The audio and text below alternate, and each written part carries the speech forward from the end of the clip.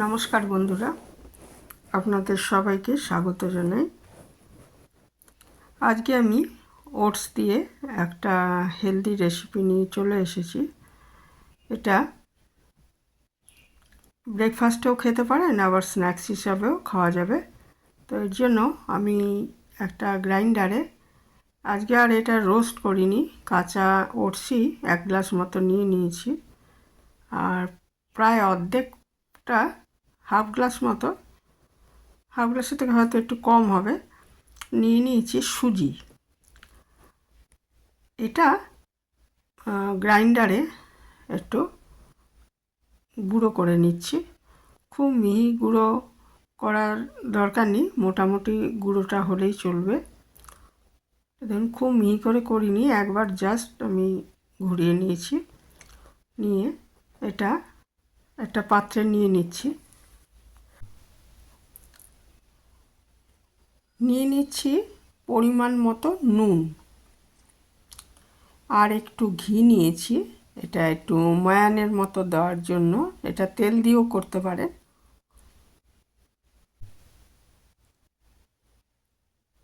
দিয়ে একটু ভালো মতো এটা মিশিয়ে দিচ্ছি, নুন আর ঘি দিয়ে ভালো মতো এটা ময়ান দেওয়ার মতো করে এটা মেখে নিচ্ছি।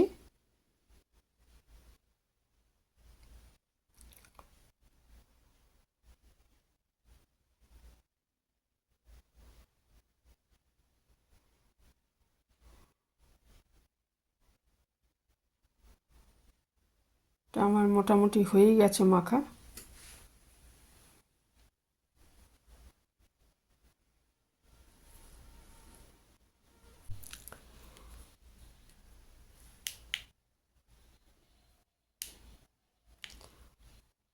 ওটস খুবই উপকারী ফাইবারযুক্ত খাবার। কাজেই যারা ওয়েট লস করতে চাইছেন বা ডায়াবেটিস আছে, থাইরয়েড আছে, পিসিওডির সমস্যায় ভুগছেন, তাদের জন্য ওটস খুবই ভালো। আর এখানে আমার আরেকটা মেন জিনিস লাগবে, সেটা হচ্ছে মিষ্টি আলু বা রাঙা আলু। তো রাঙা আলু বা মিষ্টি আলুরও পুষ্টিগুণ প্রচুর, অনেক ভিটামিন রয়েছে এর মধ্যে, আর খেতেও খুব ভালো।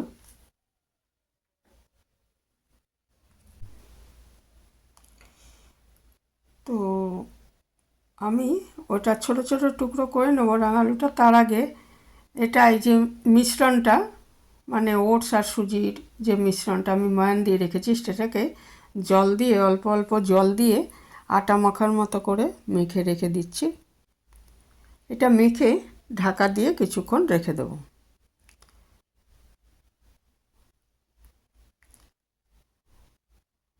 জলটা অল্প অল্প করেই মেশাতে হবে, তবে অনেকটাই জল টানবে, কারণ এর মধ্যে সুজি রয়েছে। তো মেখে এটা রেখে দেবো। আর ওইদিকে মিষ্টি আলু বা রাঙা আলুটা খোসা ছাড়িয়ে ধুয়ে ছোট ছোট টুকরো করে নেব।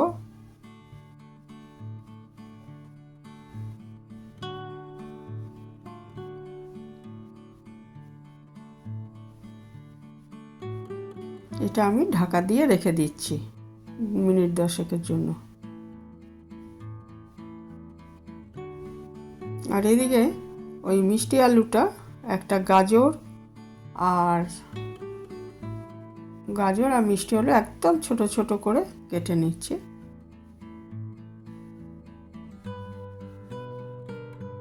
আর লাগবে আমার একটা টমেটো লাগবে, টমেটোটাও কেটে নেব।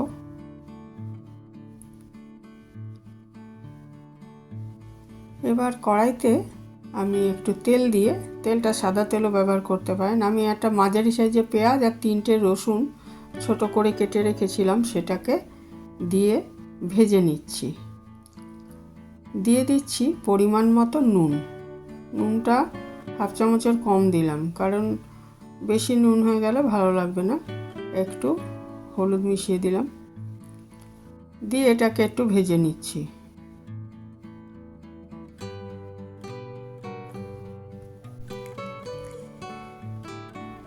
কাঁচা গন্ধটা চলে গেলে, একটু ভাজা হয়ে গেলে, এর মধ্যে আমি ওই ছোট ছোট করে যে সবজিগুলো কেটে রেখেছি সেগুলো আস্তে আস্তে দিয়ে দেবো। প্রথমে দিয়ে দিচ্ছি টমেটো,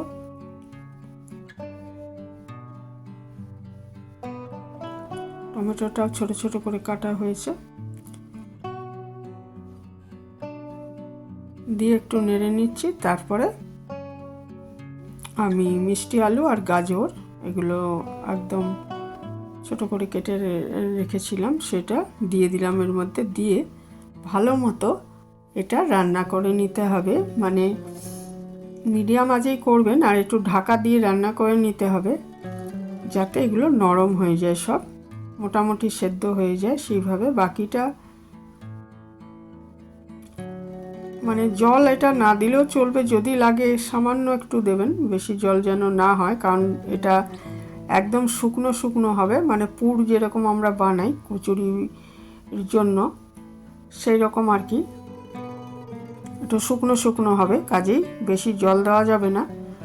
এটা ঢেকে রান্না করলে জল ছেড়ে দিতে পারে। 2 মিনিট ঢাকার পর আমি একটু আবার কাঁচা লঙ্কা মিশিয়ে দিয়েছি, কাঁচা লঙ্কা কুচি দিয়ে আবার একটু ঢেকে দিচ্ছি। ঢেকেই রান্না করলে এটা মোটামুটি সেদ্ধ হয়ে যাওয়ার কথা। যদি দেখা যায় যে এটা সামান্য জল মেশাতে, খুবই সামান্য, তাহলে জল দেবেন যাতে এগুলো সেদ্ধ হয়ে যায় সেই রকম, কিন্তু একদম শুকনো শুকনো হতে হবে এটা, কারণ এটা আমরা পুর হিসাবে ব্যবহার করব।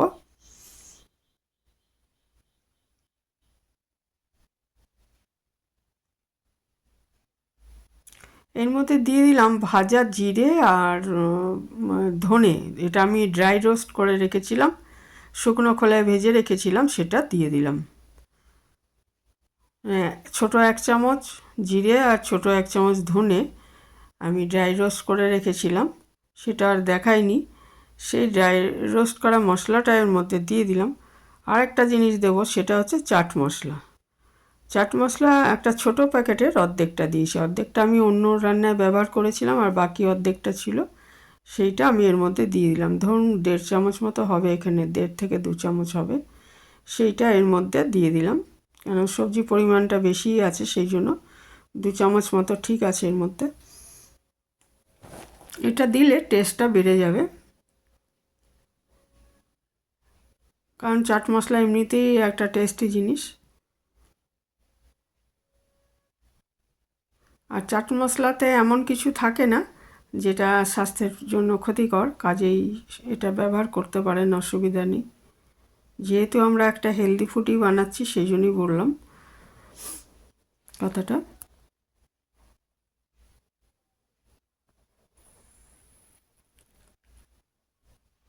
এটা হয়েই গেছে প্রায়, ঢাকা দিয়ে দিয়ে আমি একটু রান্না করে নিয়েছি। এবারে এটাকে ঢেলে ঠান্ডা করে নেব একটু।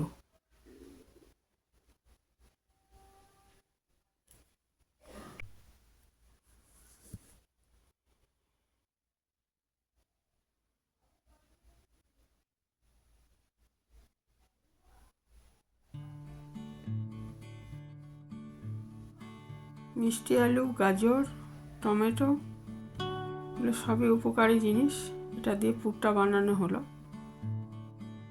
আর তারপর ওটা ঠান্ডা হতে দিয়েছি, আর এটা দেখে নিচ্ছি এটা হয়েই গেছে, ফুলে উঠেছে। এবং এটা আমি ছোট ছোট রুটির থেকে একটু ছোট আর কি গোলা করে নিয়েছি, রুটির থেকে একটু ছোট আর লুচির থেকে একটু বড়, এরকম গোলা করে নিয়েছি।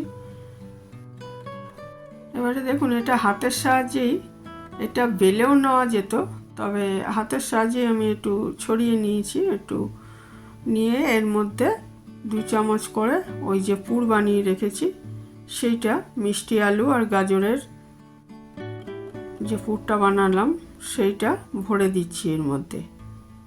দিয়ে এটা যেভাবে পুলি পিঠে আমরা বানাই ওইভাবে, আলুর পরোটা সবসময় কচুরি বানাই সেরকমই, মুখটাকে বন্ধ করে এটাকে, আর বেলার দরকার নেই, এটা হাতে একটু চেপে চেপে এরকমভাবে একটু চেপে করে নিতে হবে। হ্যাঁ, এইভাবে আমি সবগুলো বানিয়ে নিচ্ছি আর কি।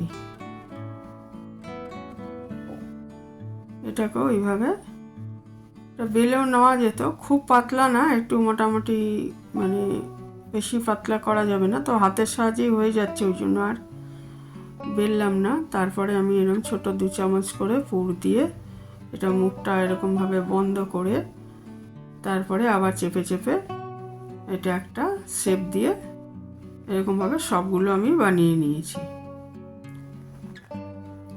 তারপরে একটা কড়াইতে সাদা তেল দিয়ে দিচ্ছি। এই সাদা তেলের বদলে আপনারা বাটার বা ঘিও ব্যবহার করতে পারেন।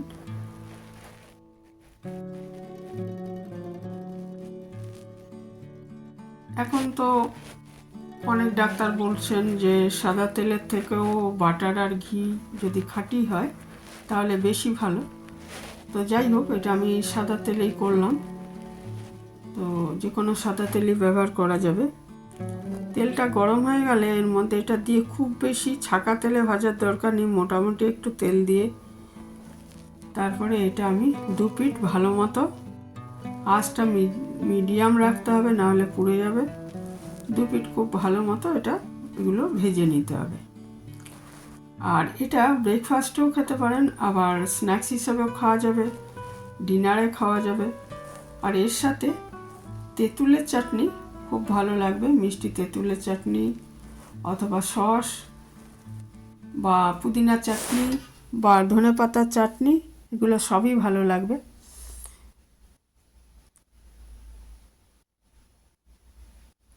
টমেটো সসের বদলে যদি কিছু চাটনি বানিয়ে নেওয়া যায় সেটা বেটার হবে।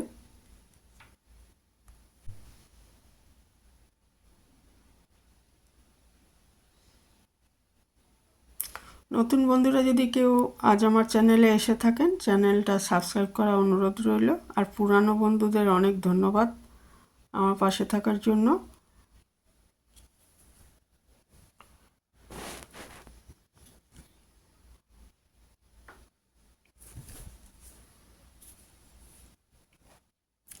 এইভাবে আমি সবগুলোই ভেজে নিচ্ছি। খেতে খুবই ভালো হয়, করে দেখতে পারেন। খুব হেলদিভাবে তৈরি করা হয়েছে।